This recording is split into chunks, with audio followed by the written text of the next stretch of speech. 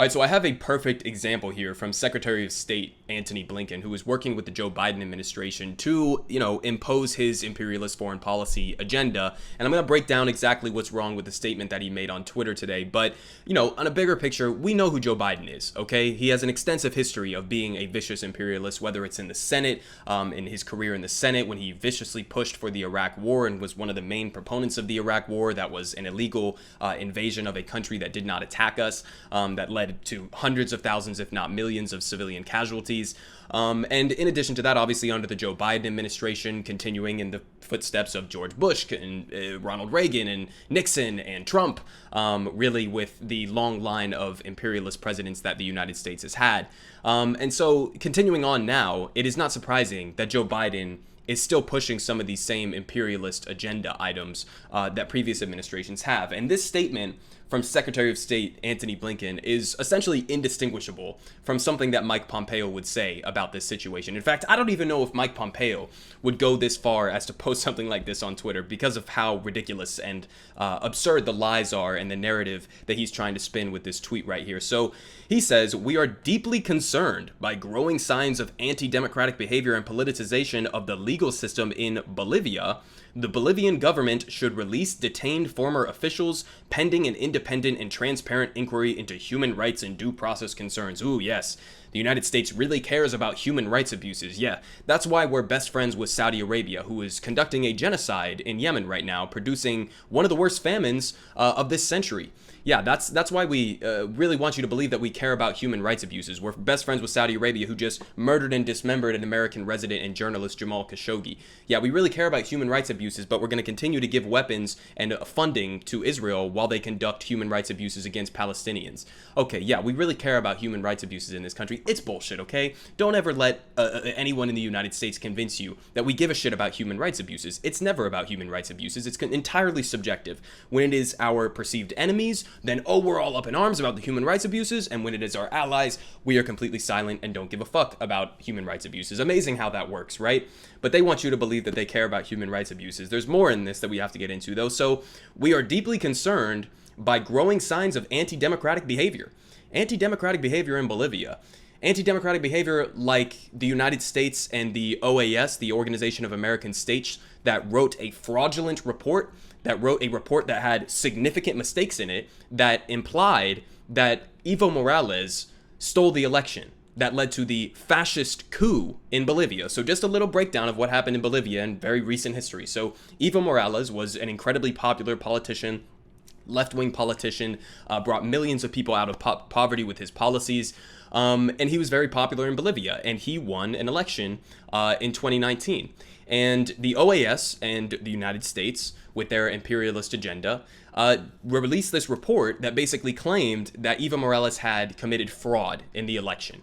Now, later, this came out, the New York Times admits key falsehoods that drove last year's coup in Bolivia, falsehoods peddled by the U.S., its media, and the Times. The U.S. government and its media once again helped destroy a thriving Latin American democracy. So the United States, the OAS, the United States media ecosystem all pushed this report as if it was 100% true. And it turned out later, it is not true at all. And there was no real widespread election fraud. It's really similar and analogous to the situation we just had with Donald Trump. It's amazing because Democrats are all up in arms, right, about how Donald Trump pushed the big lie and said that the election was stolen from him, even though there was no legitimate evidence that it was stolen from him.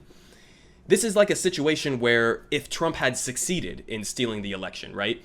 So what happened after this report came out and these allegations were made and peddled by the United States was it gave an opportunity for far-right fascists in Bolivia to do a coup. And that's exactly what they did. Janine Áñez, who was a vice president of the Senate, I believe, who is a fascist openly, took power in the wake of all of these protests and the chaos that was ensuing, resulting from these claims of election fraud.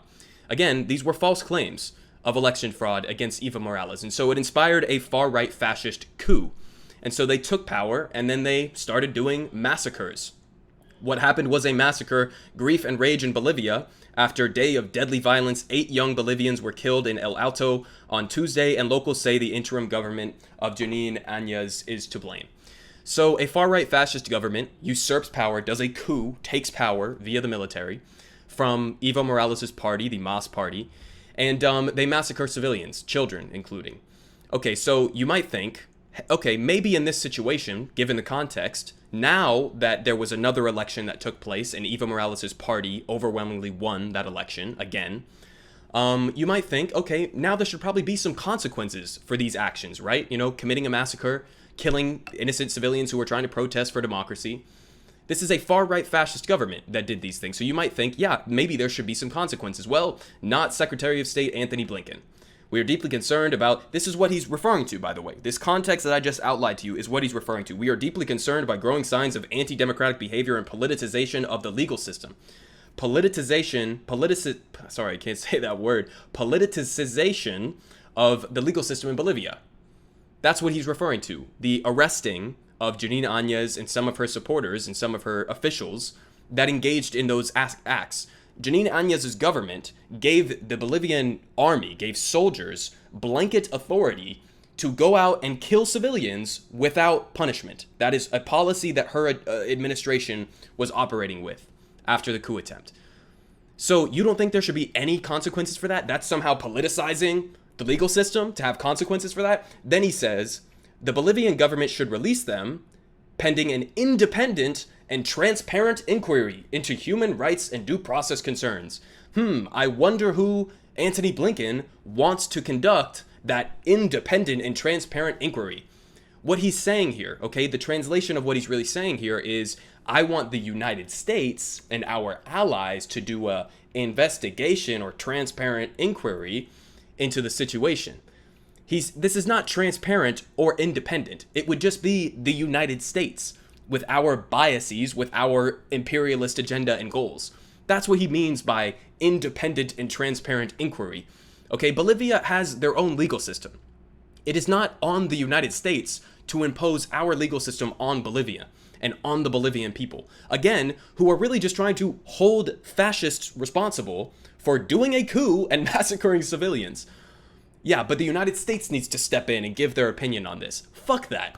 Fuck that. That is absolutely absurd. Okay? And so this entire statement that he gives is just ridiculous. It is a ridiculous imperialist lie. I mean, there's not much else you can say about it. Evo Morales won the election legitimately.